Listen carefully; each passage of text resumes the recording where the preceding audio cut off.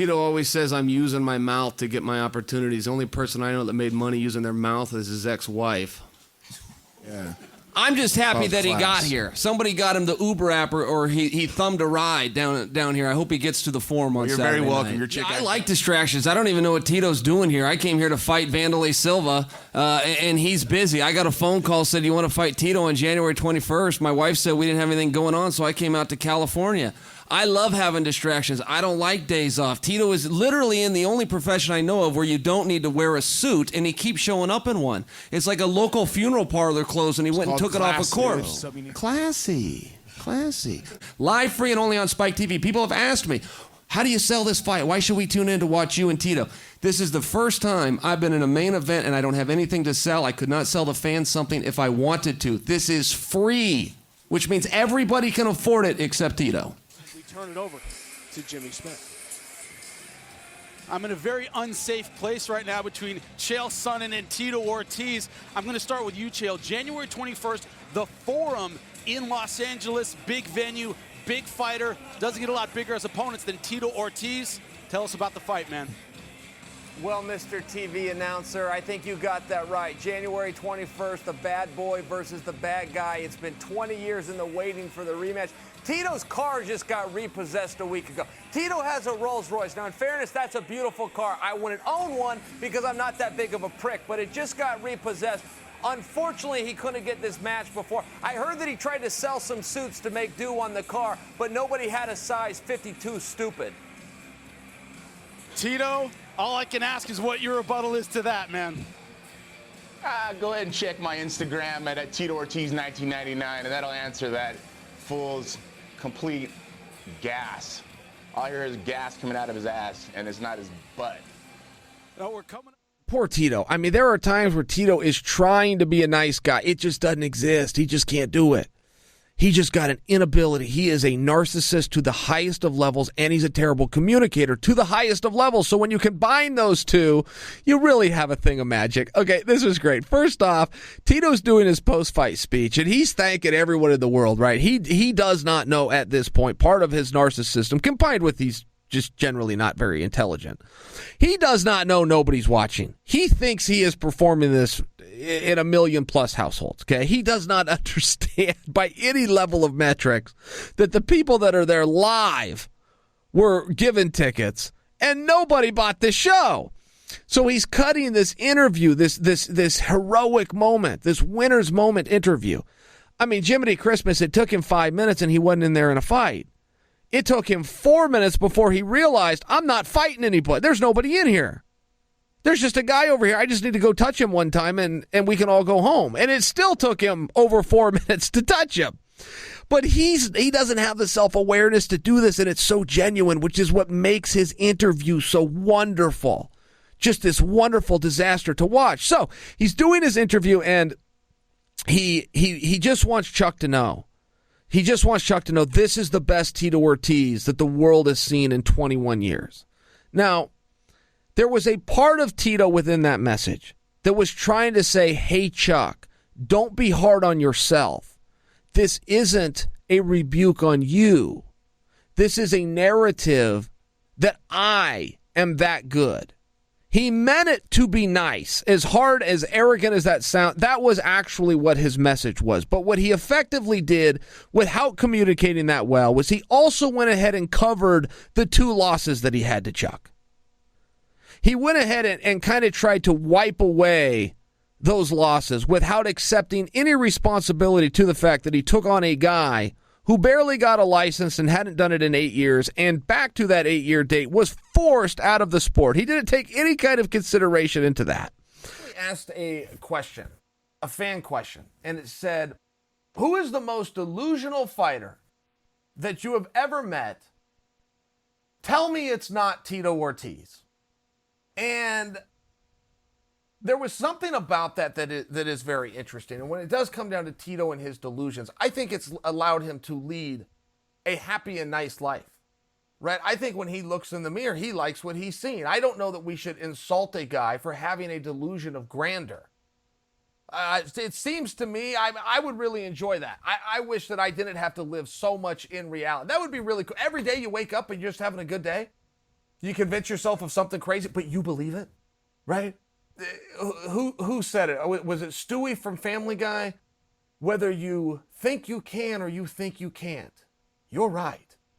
It is meant to be a joke, but there's a lot of truth to that. Tito is a special kind of crazy for me. He is a special kind of out of his mind. Tito and I don't get along. And Tito had won the UFC championship 2001, 2003, a meaningful amount of time ago. I was second. I made it to championship matches, but I didn't win a championship, and that hurt me. I wanted to win the championship. And my career ended and I retired, and I didn't reach my goal. So Tito used that as a way to cause me pain, right? And what hurts, guys? The truth. It's the truth that hurts. So when Tito gives me a dose of the truth, yeah, it hurts. But I never came back to explain to Tito. I never wanted to discredit Tito. He did win the championship. That's true. That happened.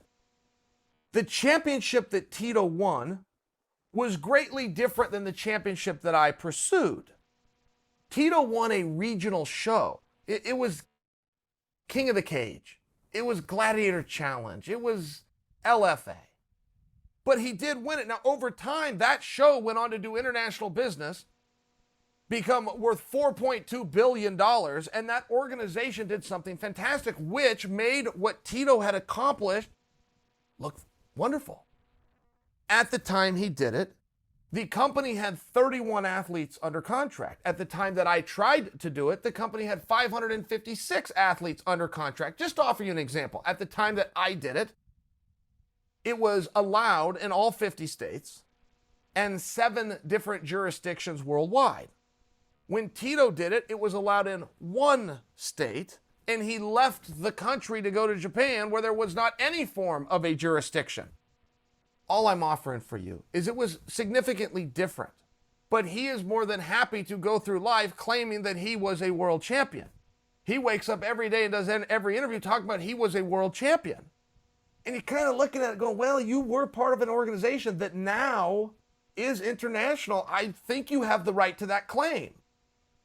And with just enough delusionalness, you could come out and sell that on people. Now, Chuck and Tito are now out doing media for Oscar for a fight that does not have a venue booked, that does not have tickets on sale, that does not have a name. Is it called Golden Boy MMA? Maybe. I don't know.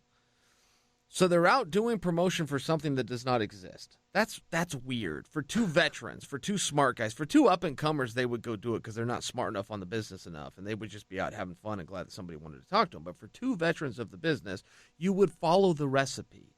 You would do your press conference the same day as your tickets go on sale. You would unveil it all at once. You would build an excitement and an energy within a small community right within a 20-mile radius of where the venue is, and you would start with tickets. You would move on to television second and later. So the fact that you get 2 veterans to go out and do MMA media and declare that they're fighting each other, and then have Ariel ask a second question of when and is this signed, and have them say, well, no, and we don't know. And then you kind of go, okay, wait a minute. Did you just hold a press conference for an event that doesn't exist? Because don't make any mistake, Oscar isn't looking to get into MMA to make money and to have a long-term play here. He's getting into it because Dana White just stepped into boxing, and he's trying to stick it in Dana's ass and let him know, you stay out of my space and I'll stay out of yours. Oscar's bluffing. So now if he doesn't ever have to write a check, book a venue, secure any TV rights, or do any kind of a show to get promotion to show his bluff to Dana, who's not going to care one way or the other. I mean, it's a sucker's play by Oscar, but why would he go on with the event? The whole thing's a publicity stunt, and you just gave him publicity. This is from 2 veterans. I realize these guys are as dumb as a box of rocks. I do get that, and they came up in a different era, right? They're not. They're out. They don't understand what we're doing now. They don't understand what the era is now. I just still would have expected more. I would not expect a sucker's move from guys that don't have contracts and that were told something by a guy they have no relationship with who has never been in this space before. So they now gave him everything that he was willing to spend $5 and $10 million for, which is media and press, to go along with the bluff to let MMA guys know to stay in your lane and I'll stay over here in mine. the whole thing's a ruse, and now Oscar never has to write a check, and these two dum-dums that just held an alleged press conference for an event that does not exist or even have an event name, let alone a date, a venue, tickets on sale, a poster made, anything whatsoever.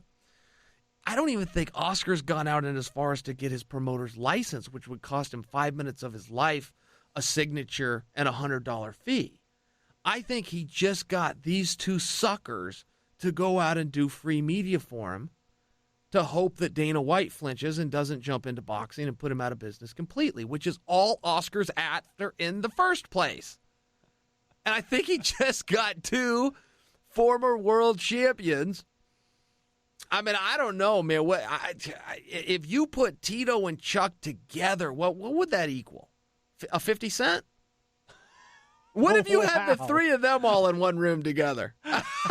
Chuck, Tito, and 50 Cent sitting around coming up with strategy, coming out with fight strategy. How great would that be? Chuck and Tito could get interviews anytime they wanted. They're not going to be great. They're not going to do record numbers. I mean, you got a doofus with a mohawk and whatever Tito is, right?